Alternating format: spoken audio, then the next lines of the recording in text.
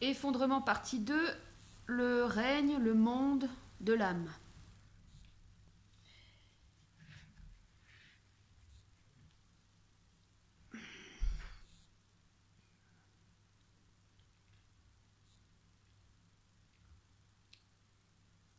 Dans les vidéos précédentes, j'ai parlé du traumatisme de l'incarnation.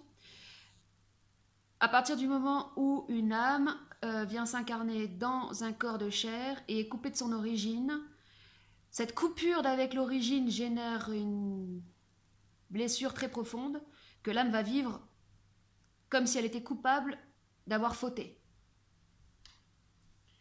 Encore une autre allégorie du péché originel, vécu non pas dans le mental, mais dans l'âme.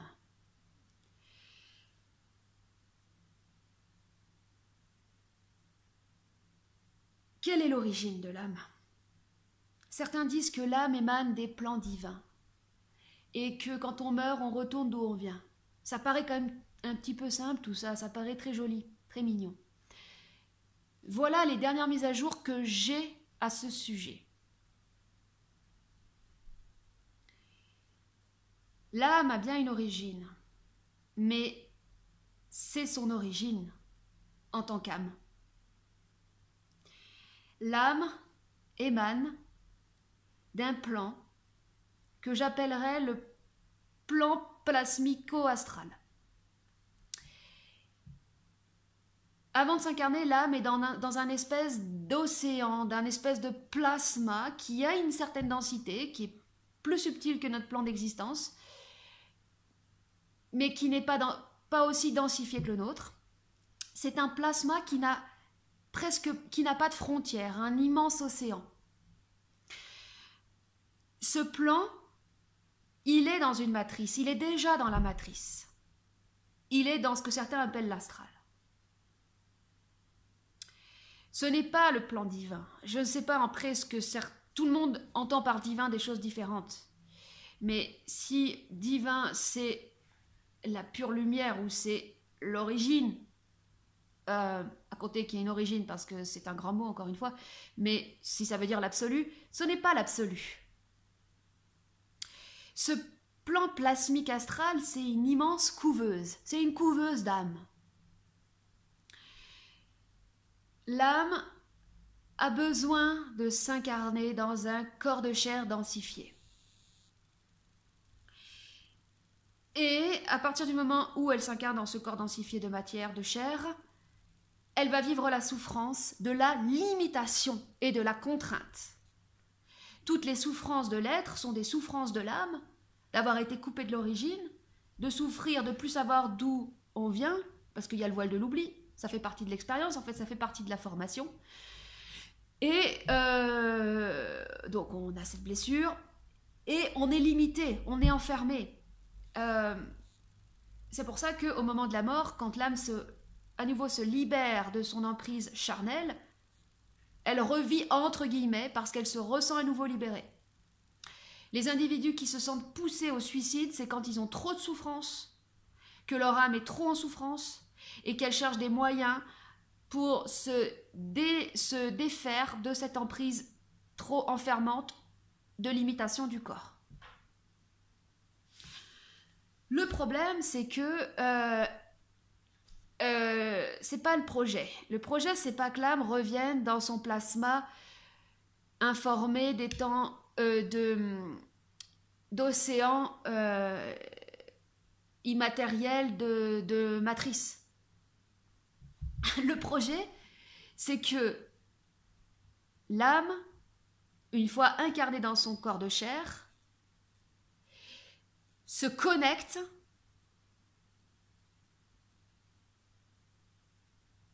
à la lumière, au plan hors matrice. Je vais expliquer ça beaucoup mieux. La première expérience de l'âme dans son corps de chair, c'est bien sûr la souffrance et l'incompréhension. C'est aussi le besoin et l'envie de vivre toutes les expériences possibles et inimaginables. Dans un premier temps, l'âme va compenser sa souffrance par le besoin de vivre toutes les expériences possibles et inimaginables, de vivre les désirs, tous les désirs possibles, de vivre tous les rêves possibles,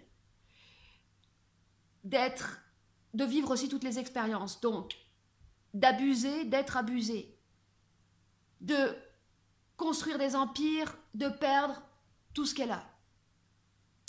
Je ne vais pas détailler toutes les possibilités d'expériences possibles et inimaginables qui sont possibles. De devenir très très riche, de devenir très très pauvre. Toutes les expériences. Jusqu'à n'en plus pouvoir. Jusqu'à être gavé de vivre toutes ces expériences. Jusqu'à avoir fait le tour. Il y a des âmes incarnées dans des corps qui sont jeunes, qui n'ont pas beaucoup d'expérience. Donc, qui vont avoir besoin de faire beaucoup d'expériences. Qui vont avoir besoin de faire dans un premier temps des expériences qui vont être très en lien avec la matière. Gagner beaucoup d'argent ou devenir très très pauvre. Et à mesure que l'âme va accumuler des expériences sur sa cassette, parce que l'âme c'est une cassette mémorielle, c'est une boîte de mémoire, une boîte d'enregistrement d'expériences, à mesure qu'elle va développer des expériences, qu'elle va être gavée, elle va rechercher des expériences plus subtiles, plus proches de la lumière.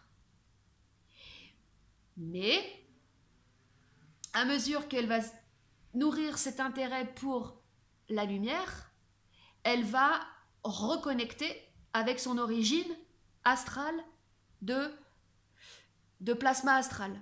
Donc, les premières lumières avec lesquelles elle va reconnecter dans son incarnation, c'est ses copains de l'astral. Les guides, les anges, les archanges, toutes ces entités, immatérielles mais pourtant réelles, qui peuplent l'astral. Elle va vivre dans ses connexions, dans ses pactes, dans ses communications, communions avec ces entités, les espoirs et les déceptions, les histoires d'amour, les grandes déceptions, les abus, tous les abus possibles et inimaginables, jusqu'à ce qu'elle soit définitivement gavée de cette fausse lumière. C'est-à-dire que dans un premier temps, l'âme va vouloir reconnecter avec son origine astrale, elle va être comblée parce qu'elle va retrouver d'où elle vient, mais elle sera gavée, elle sera déçue, elle sera abusée, parce que ce n'est pas la vraie lumière, car les plans de l'astral, où il y a ces intelligences dans l'astral, n'ont pas de lien avec la vraie lumière, avec les plans de l'intelligence. Car les plans de l'intelligence sont situés hors matrice. Les plans de l'intelligence, on pourrait dire les plans de... Bon, qu'est-ce que l'origine? C'est quoi le projet de l'absolu? À l'origine, il y a de la pure information, de la pure lumière. Elle contient toutes les potentialités possibles et inimaginables de tout ce qui peut être potentiellement possible. Comme une... Non, c'est pas comme, mais c'est une allégorie, une graine. Une graine contient la potentialité de l'arbre et l'arbre la potentialité de la forêt aussi. De la forêt gigantesque. Tout ça dans une toute petite graine. Mais là, c'est encore plus immatériel, la pure lumière, la pure information de toutes les potentialités de multi-univers, de tout ce qu'on peut imaginer. Cette pure information, son projet, en fait, c'est la manifestation. C'est de se manifester. Et pour se manifester, elle a besoin de créer la limite, la contrainte, la fracture, le cadre. Et de créer un cadre totalement coupé, en apparence bien sûr, parce qu'en soi c'est impossible, de cette pure information. Je ne sais pas si ce que je dis est très clair. Et l'âme, le projet, en fait, qu'est-ce que l'âme? C'est une partie intégrante du grand projet de la manifestation de l'esprit dans la matière. La manifestation de l'esprit dans la matière, c'est l'archétype de l'homme conscient, individualisé dans sa conscience. Nous sommes en fait des manifestations de l'absolu. À partir du moment où la conscience émerge à l'échelle individuelle. L'âme, son projet, son but, elle est formée dans cette espèce de plasma astral, cette grande couveuse. Elle vient s'incarner dans la densité, dans la matière. Elle souffre, elle souffre, elle souffre. Elle essaye de revenir d'où elle vient, mais en fait, non, elle se fait avoir. Donc, du coup, elle revient toujours indéfiniment dans son corps de matière, dans son corps de chair. Et à un moment donné, elle en peut plus, elle en peut plus. Et là, elle se dit, il faut que je rencontre la pure lumière. Il faut que je sois éclairée dans ce monde de ténèbres. L'âme souffre, son inconscience souffre d'en plus pouvoir, d'avoir été abusée et d'être gavée de ses propres désirs. Elle n'en peut plus de désirer, elle n'en peut plus d'avoir besoin de se nourrir, de prédater constamment. Elle n'en peut plus d'entrer en possession, parce que l'âme est de nature magnétique, donc en tant que son énergie, vu que c'est une masse d'aimant, elle peut faire qu'attirer à elle des choses, des entités, des forces, des intelligences, et entrer en possession, se faire posséder, être chevauchée par ces entités. Et à un moment donné, elle n'en peut plus. Donc elle appelle à l'aide, tout simplement. Et elle appelle la pure lumière. Elle appelle la pure intelligence. Et en termes d'allégorie, certains ont fait cette allégorie de l'âme avec la lune.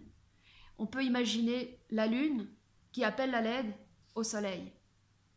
Ou on pourrait imaginer une femme qui n'a jamais été comblée par aucun homme. Elle a toujours été déçue. Elle a eu tellement d'espoir et tellement de déception, elle est gavée, elle n'en peut plus. Et un jour, elle se dit, bon, il n'y a que le soleil qui peut me combler. Donc l'âme, elle va utiliser sa force magnétique pour attirer à elle le soleil. Soleil, allégorie de la pure lumière située hors matrice. Et elle va l'attirer. Elle va puiser dans toute sa souffrance, dans son fort intérieur, pour attirer à elle cette pure lumière. Et là, le soleil, qu'est-ce qu'il va faire? Il va brûler la lune. Alors c'est une belle histoire d'amour, je dirais pas qu'elle est tragique, mais elle est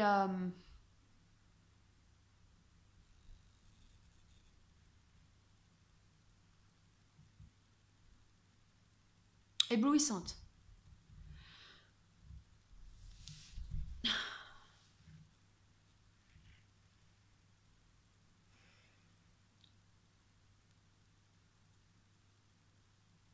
Quand on prend connaissance ou conscience des différents plans d'existence, avec le plan astral, le monde de l'âme, le monde de l'esprit situé hors matrice, certains appellent aussi le plan éthérique. Bon, ça c'est un terme avec lequel je ne suis pas encore bien familiarisée, à considérer que je puisse être familiarisée. Il y a tout un tas de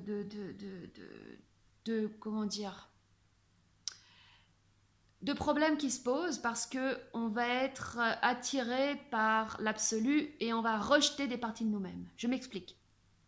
On va comprendre que la fausse lumière, le plan astral, les guides, les anges, c'est de la manipulation. Donc on va tout rejeter. Mais le problème, c'est qu'à partir du moment où on va créer du rejet en soi, on va créer de la fracture. Donc on va amplifier cette fragmentation qu'on a au sein de nous-mêmes.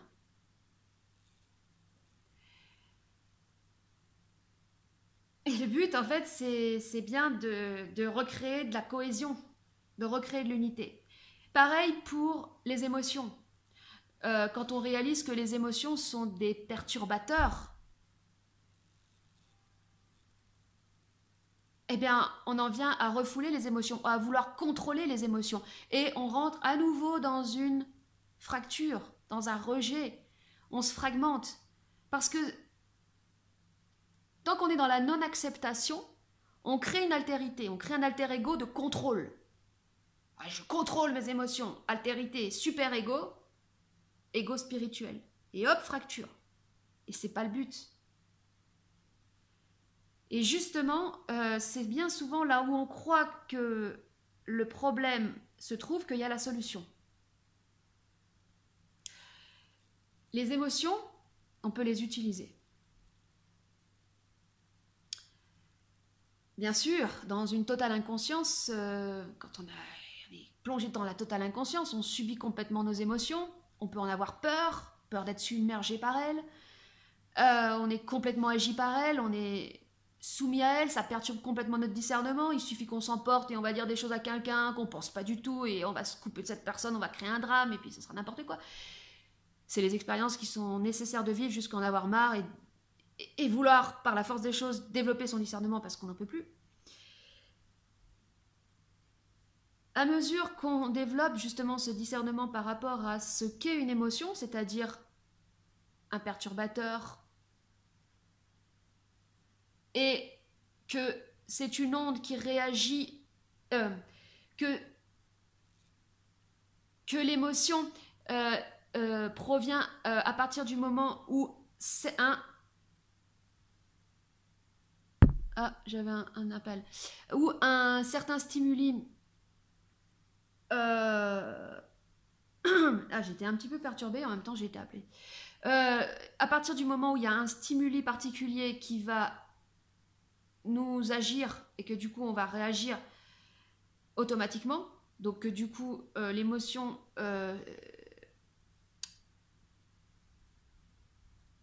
nous...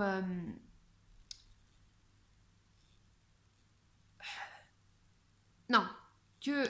Bon, je sais plus où j'en suis là. À mesure qu'on développe ce discernement sur la nature perturbatrice des émotions, on va prendre du recul. C'est-à-dire qu'on va devenir observateur du phénomène de l'émotion.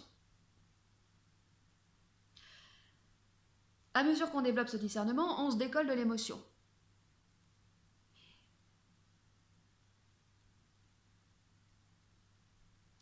À mesure qu'on se décolle de l'émotion, on réalise ce qu'est énergétiquement une émotion. Et j'ai envie de dire, énergétiquement, une émotion, c'est du feu. C'est une matière qui est chaude, qui chauffe,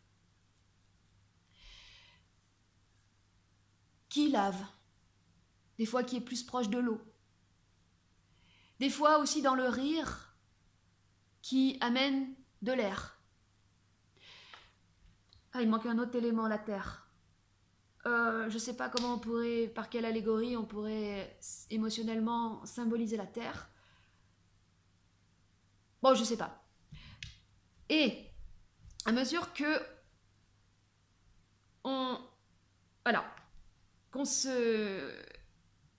qu'on apprivoise en fait cette énergie, soit de chaleur, soit d'eau, soit d'air, on va utiliser cette matière pour notre propre cohésion.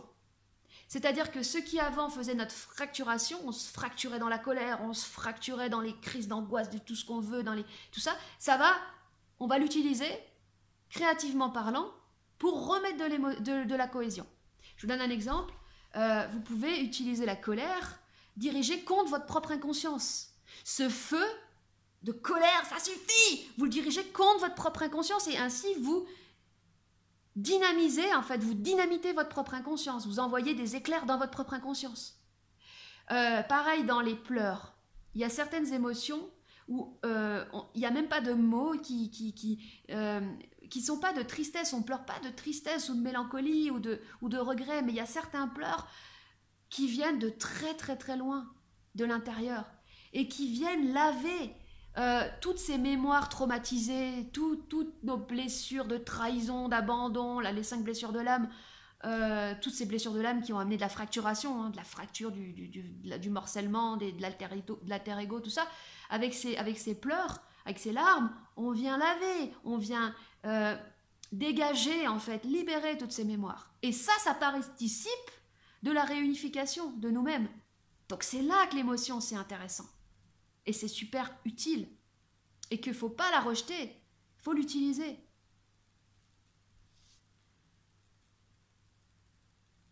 Je vais continuer sur l'âme dans la 3e partie.